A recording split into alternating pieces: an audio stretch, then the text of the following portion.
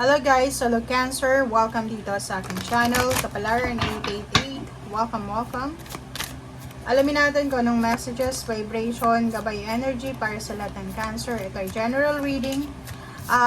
Monthly reading para sa lahat ng Cancer. So, first card mo dito is number 4. 1 plus 3 is 4.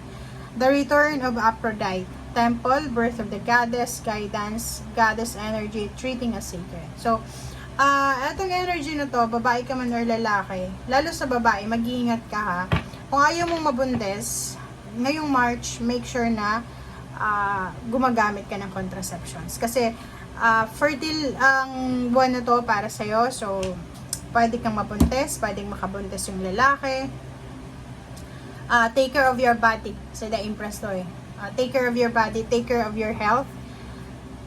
Prioritize your health. Cancer, kasi posibleng ma-deteriorate yung health mo. So, sobrang pagod, sobrang pag-iisip. So, kailangan mong mahalin yung sarili mo.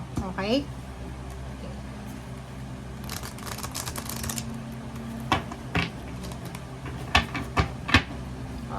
Kumuha tayo dito ng isa. Okay, Two of Pentacles. Wow.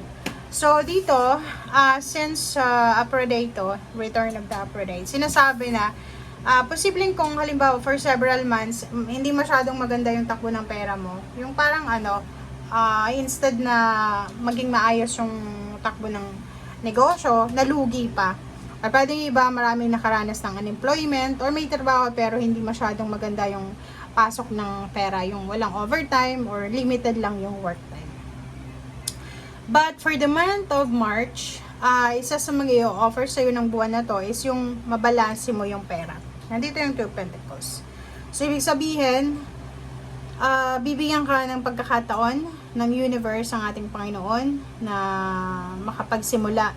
Like, kung unemployed ka, maghahanap ka ng trabaho, di ba? Magsisimula kang maghanap ng trabaho. Pwedeng bago kang pasok sa trabaho or may bago kang business na ni-launch.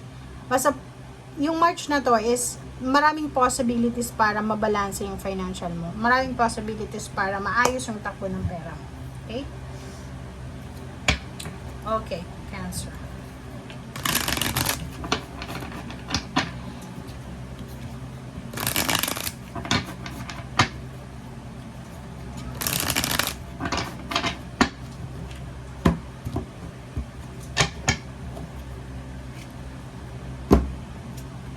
Okay, the Hermit. Next is the Lovers. Next is Two of Wands. Okay, next is Wheel of Fortune and High Priestess. Okay, Cancer. Ito yung first 5 cards mo para sa third deck. Okay, first card mo is the Hermit, Lovers, Two of Wands. Yun, mayroon na naman tayo ditong Cancer na ino-offeran ka this March, o-offeran ka ng ating universe ng change, ng pagbabago. Like, nakikita mo tong Wheel of Fortune.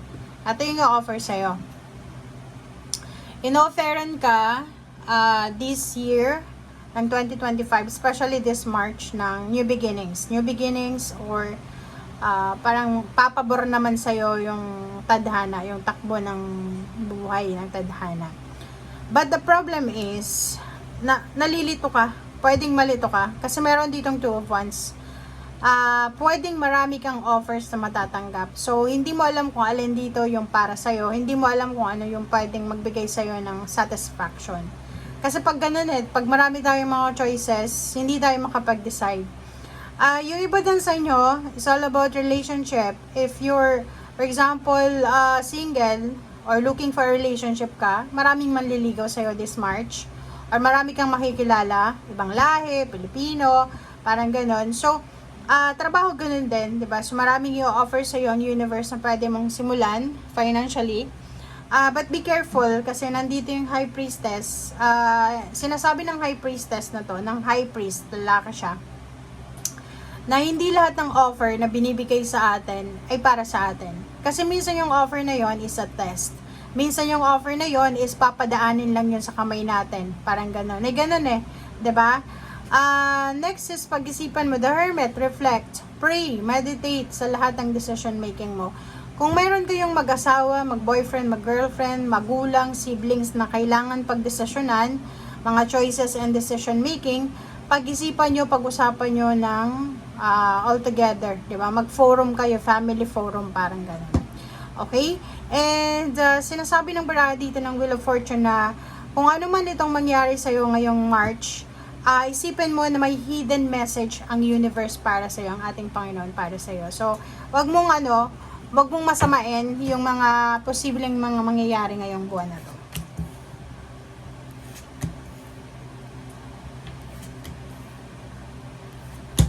Okay, sorry. Okay. So, kung makikita mo dito, mayroong the strength, 3 of Wands, 5 of Pentacles. So, mayroon dito na mga Cancer na posibleng ang tagal-tagal nyo nang nag-aantay para sa salary increase, para sa higher position, para sa relocation, para sa payments, payouts, ganyan-ganito. But the problem is, medyo impatient ka na kasi sobrang tagal na. It's either 3 years, 3 months, 5 months, 7 months, 8 months, 1 year na naghihintay ka. Nakikita ko rin sa'yo na if nag-a-apply ka ng trabaho or sa ibang bansa man, sa Pilipinas, sobrang nahihirapan ka, 'di ba? Siguro hirap na hirap ka sa paghahanap ng trabaho, pagmamanage ng finances mo. Yung iba sa inyo, part-time lang, walang full-time. Nakikita ko rin sa'yo dito na mag-iingat ka kasi posibleng ikaw ay magkaroon ng kaaway, kadiskusyon, misunderstanding regarding sa pera. Okay? 7 of Swords, mag-iingat ka din. Mag-iingat ka lalo na sa paghawak ng pera sa buwan na to, Cancer. Kasi may tendency dito na, for example, umuutang ka ng pera, 'di ba, sa isang tao, sa isang institution, tapos hintay ka ng hintay, tapos umaabot na siya ng 4 months, wala pa rin. Ingat-ingat ka kasi pwedeng yung pera na-release na pero hindi binigay sa'yo. So, this month of March, be careful, be attentive kasi prone kayo, Cancer, sa mga scammer. Okay, 7 of Swords, pwedeng nakawan ka kung may negosyo ka, tindahan, restaurant, ganyan-ganito. Mga important papers, yung mga nag-a-apply ng trabaho, yung sumasakay sa jeep, sa kung saan pa man, be careful of your personal belongings, yung bags nyo, yung cellphone nyo, documents, papers, ingatan nyo yun ng mabuti. Okay? Yun nga, so kung marami kang hinihintay, huwag kang ma-disappoint, be strong, be brave. Sinasabi dyan sa'yo ng barahan na nakapaghintay ka na nga dati, 'di ba? So, bakit ka susuko ngayon pa na andyan ka na? Okay? Thank you guys for watching. Bye!